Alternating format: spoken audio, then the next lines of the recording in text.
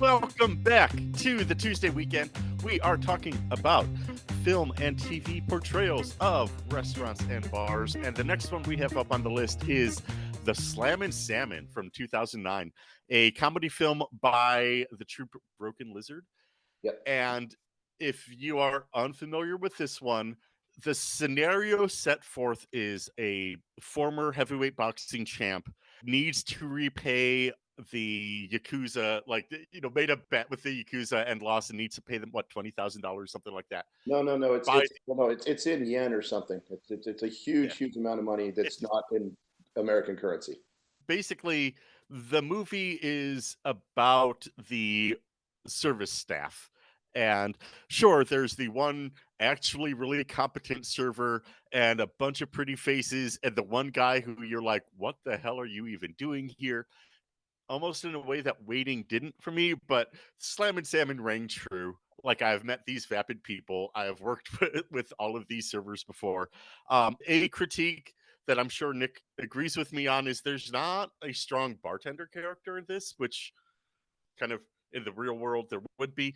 But again, I thought it was really entertaining. As far as the restaurant industry goes, this one, they sat down and said, okay, here's all of our restaurant stereotypes that we've worked in. Manager down, front of the house, the chef. Usually there'd be a couple more cooks involved too, but there wasn't. There was the chefs. I mean, it does everything. You've got your manager that we all like but hate because they say yes to every single customer no matter how preposterous the offer is, Well, and we'll and just stand there and take it. it does have one of my favorite portrayals of a customer in any of these movies, and that is the guy who comes in with War and Peace and orders a cup of hot tea I knew you and were going to say just that. sits there, I knew you were going to say because that for the entire dinner shift. absolutely through the entire just and like, do you need anything? Oh no. Maybe I'll get the dessert later.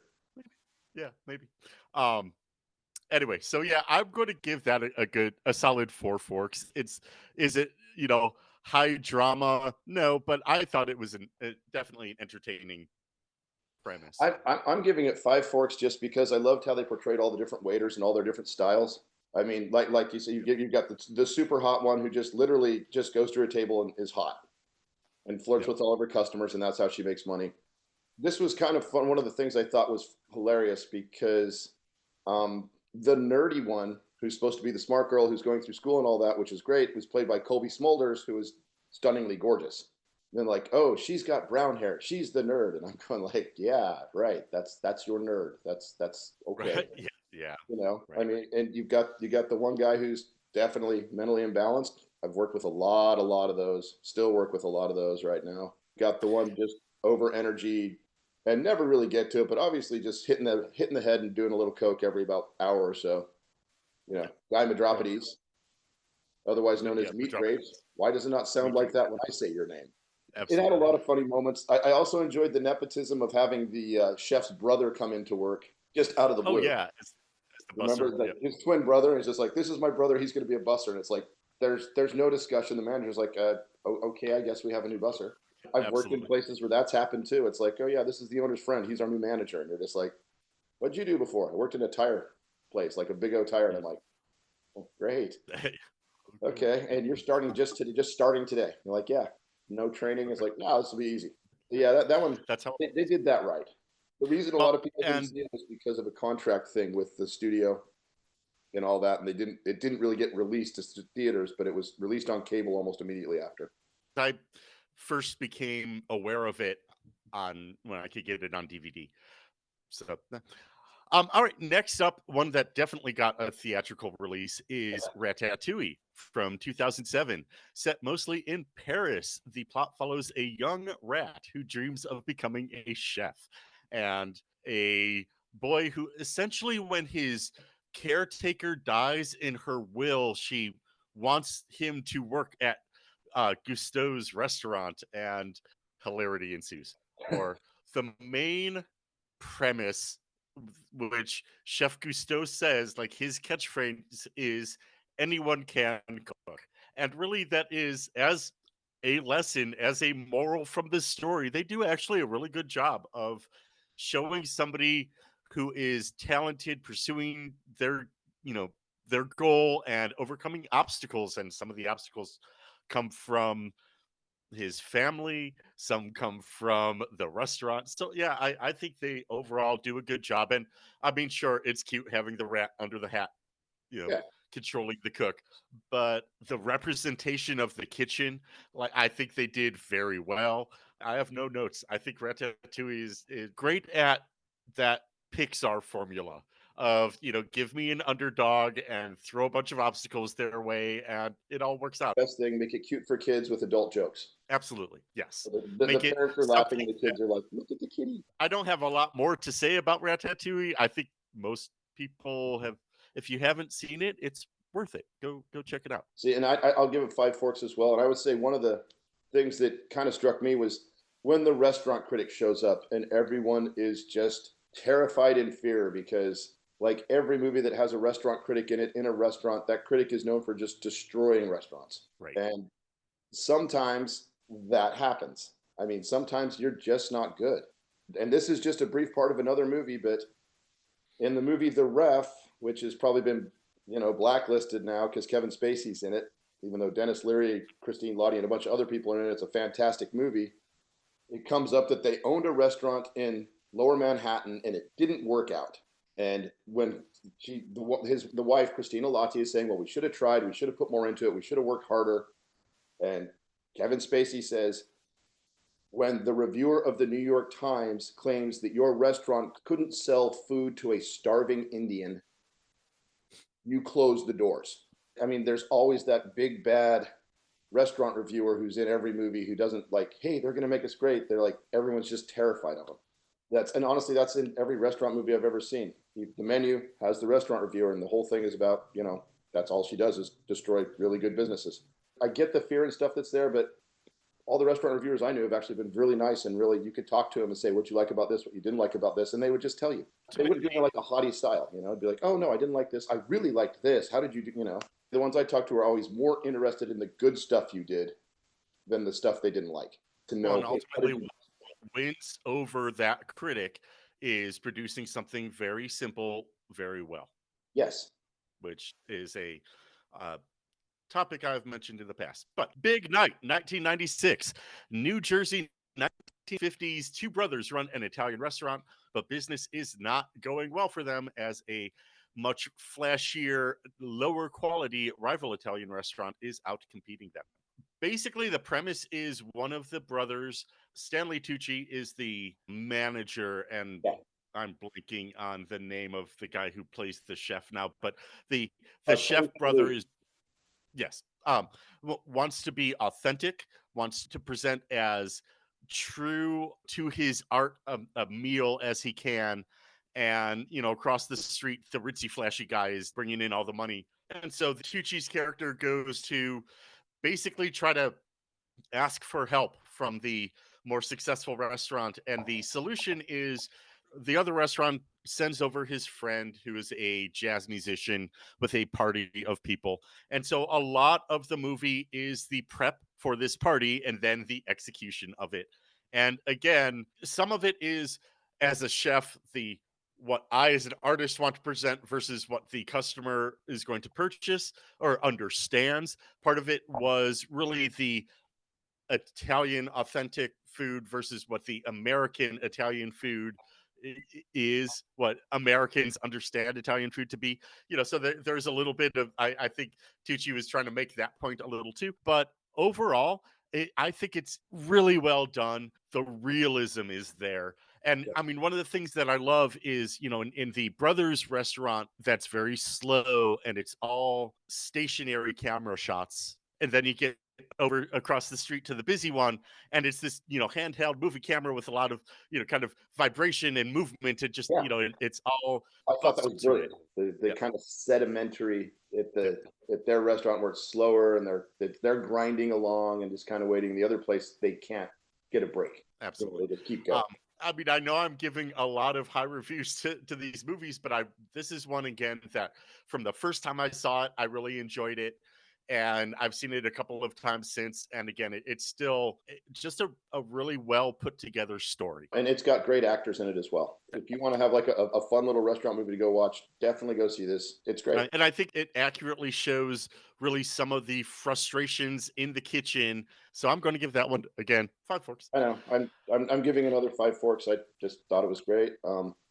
And I like this one how it went more on with the kitchen really, because in a restaurant like that's literally, this is what we have. We're not doing specialty orders, especially in the 50s. They weren't going to change a recipe for you.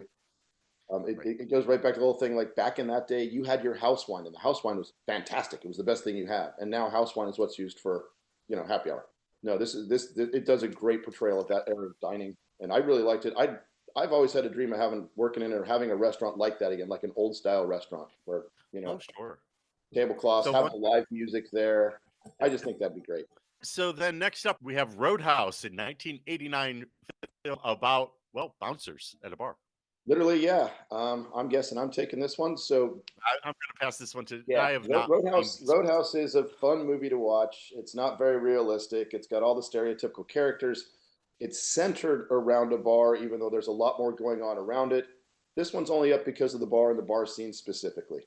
You've got the bar, it's got the great in-house music and stuff. Owner can't get it to work. He hires Dalton, played by Patrick Swayze, who is a cooler, quote unquote, which is, I don't know, a term one of their writers heard that means a very good or lead bouncer or head doorman or head of security. He comes in, and it's almost pretty much the first 10 minutes of the movie you're watching. Everything going in the bar, he's watching go on. Previously, I have audited bars and done the same exact thing just to come in and tell them this is what goes on in your bar, this is your problems and stuff. But he goes in, he sees the bartender is pocketing money instead of bringing it into the cash register. He sees one of the cocktailers is going into the bathroom with guests and coming back out, and the guests are very happy because she's basically dealing cocaine. One of the ladies in the bar decides to take her top off and start dancing just because she thinks that's fine. And he comes in to clean all of that up. Like the bouncers are starting fights in the bar. The bouncers are starting fights. That's usually a bad sign for your bar. And he comes in and cleans all that up. And then all of a sudden they have like the best bar on the planet and lines out the door. When it shows all this stuff, this is day-to-day stuff that happens in bars all the time. I'm desensitized to it. Like I'll look over and be like, ugh, and I'll just glance at the bartender and just like point, and they'll be like, oh, and they'll walk over and take care of it. But you see that a lot. I mean, and especially when you're in the industry and you're watching, because we're always watching, we can't stop.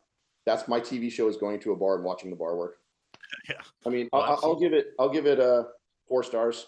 Remember, this movie is an entertaining romp through like a bar thing with a lot of big name actors and stuff. I do have to point out as well that in the bars, the big bars I've worked in, when we have multiple security staff at the end of the shift, at least twice a week, they are discussing Roadhouse after the shift every week, every single Sure, week. sure. So perhaps if I had bouncing experience, I would feel, well, I would have seen this movie by now. Sure. It's like the Okay. Family Guy episode when he just keeps going Roadhouse and he kicks everything. I'm like, those are bouncers after work talking about Roadhouse. The next, Cocktail from 1988, and I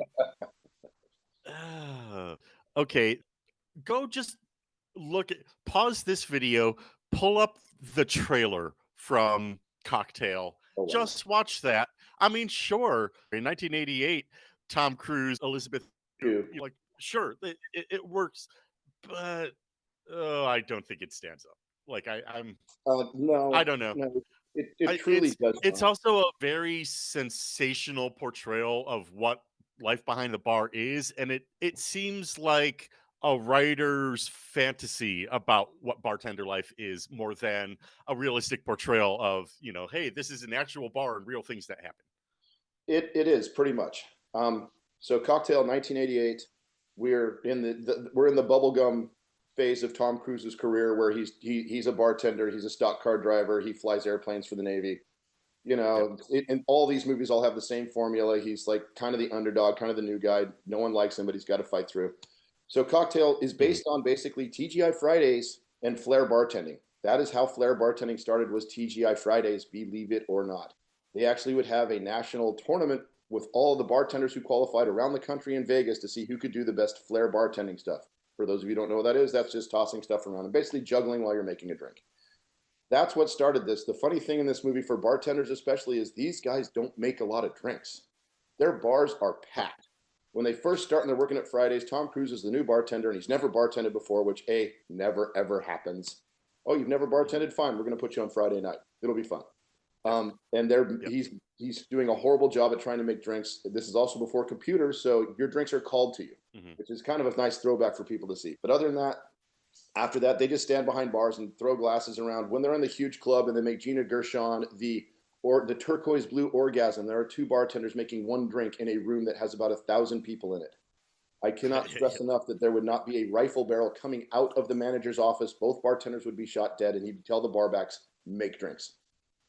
Yep. To finish it off, they try to do drama. The older mentoring bartender finally becomes a bar manager and then kills himself because he's got to deal with inventory and stealing behind the bar and ordering liquor and placating the staff and dealing with the owners as if he didn't know that was his entire job getting into it, because in the movie he is portrayed as the old sage bartender who knows everything and has seen everything and has done it all before.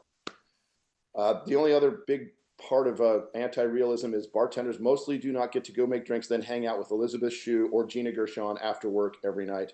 Also, Yeah.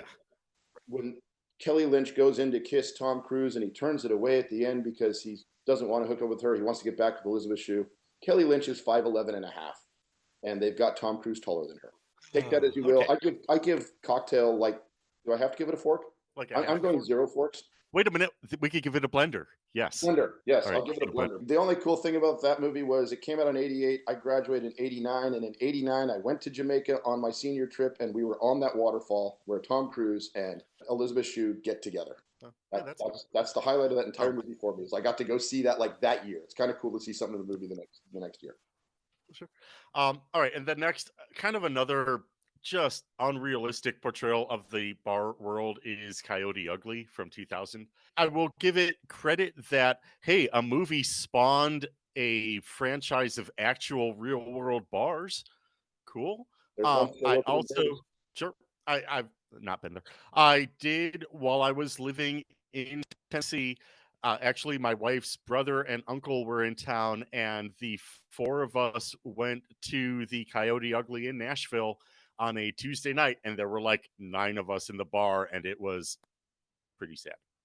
Now, sure, maybe if it was a Friday night, but on a Friday night, I don't want to be in a place like that. Whatever. I mean, it's basically borderline like late night Skinamax movie, but like I'm sure I saw it not long after it came out on home video because probably still VHS back then, and I've mostly forgotten. You know, I'm glad I watched a review of it just to remind myself that I don't need to watch it.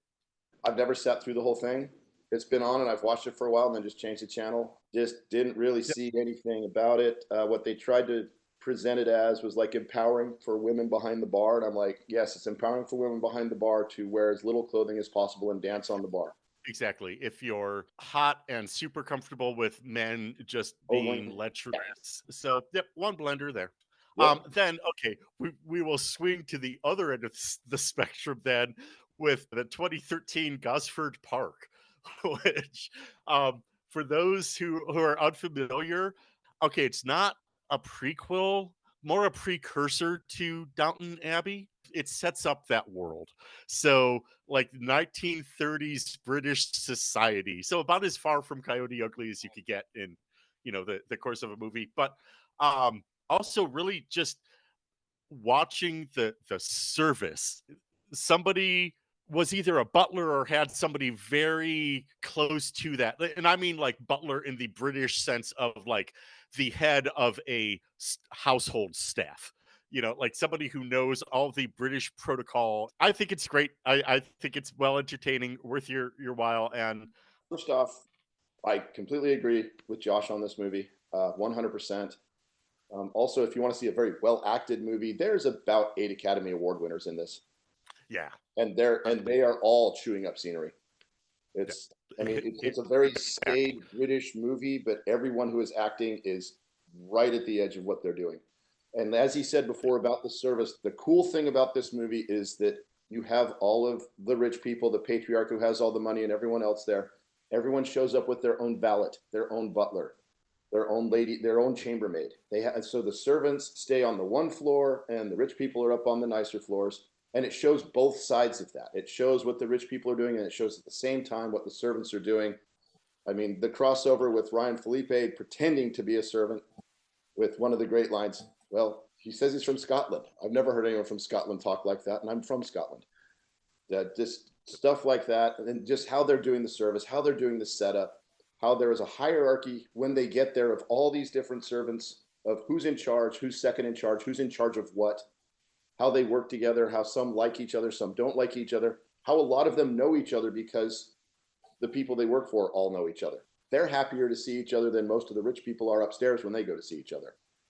The best line of this entire movie, and this is key, is at the end when Dame Maggie Smith's character is asked, how do you do what you do? How are you so good at this? And her response is anticipation.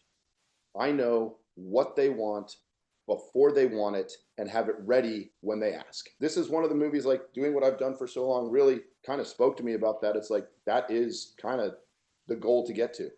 Big deal for me, but also just a fantastic movie. Even if you don't want to, if you're not into the restaurant scene or anything like that, it's just a great movie.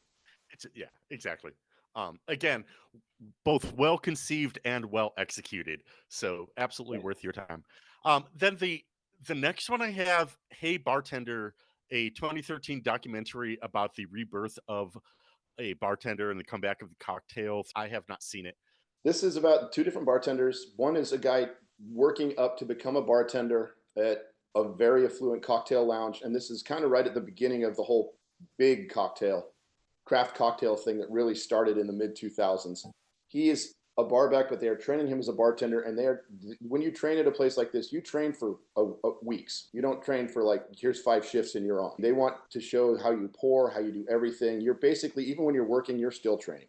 The other one is about a gentleman running a bar and trying to get that bar back up on its feet and do what he can. And it has all the problems surrounding him, like family and everything else, because it's family owned, and the money problems and everything.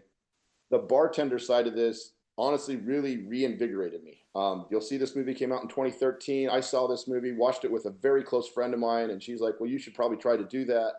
2014, I was in San Diego doing that. This one really kind of changed my life.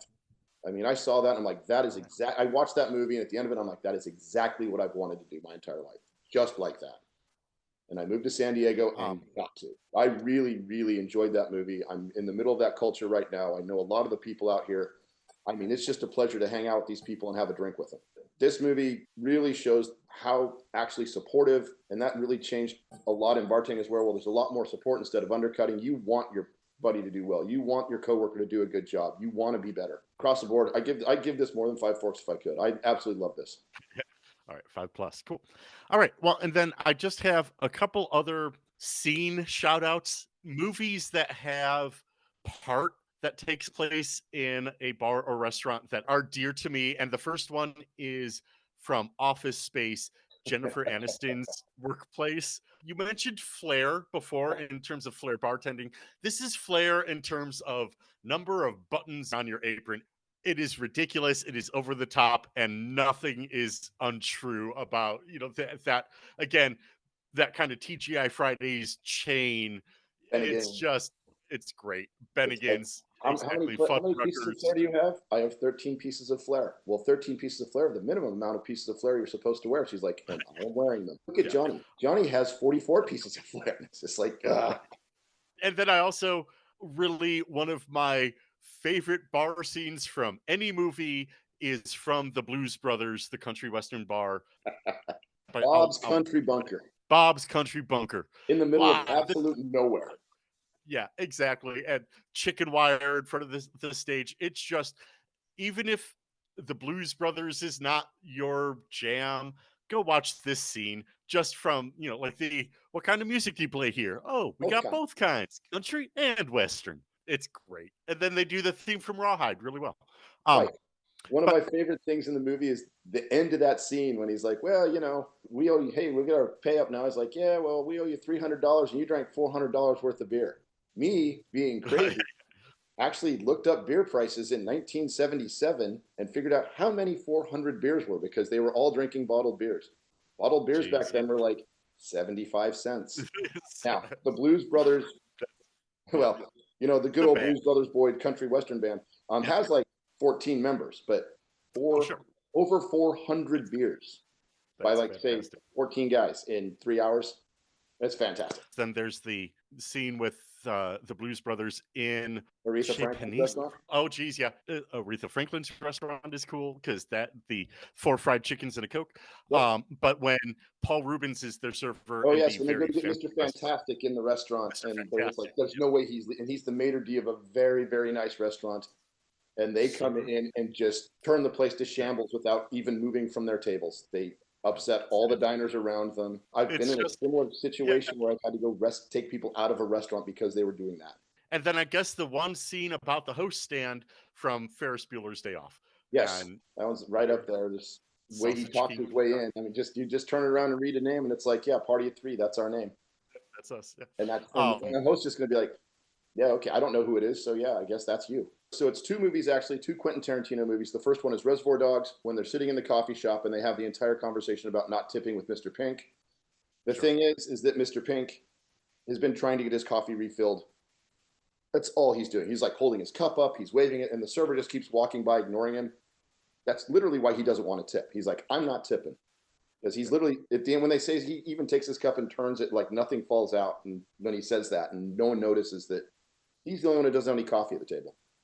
Yeah. And then Tarantino turns the tables in Pulp Fiction when Uma Thurman and John Travolta go out to Jackrabbit Slim's. Steve Buscemi, who's Mr. Pink, is their waiter. Oh, And right. coming in, instead of hating tip and I don't work for tips, he like cast him kind of as a backhand. Now you're the waiter and you're working for tips. And he is not a good waiter at all. He's horrible. Sure. It's like they're looking confused, like, okay, fine, yeah, just go away, bring us our food. So yeah, that was the one I thought was kind of funny because it was both sides and it was the same actor.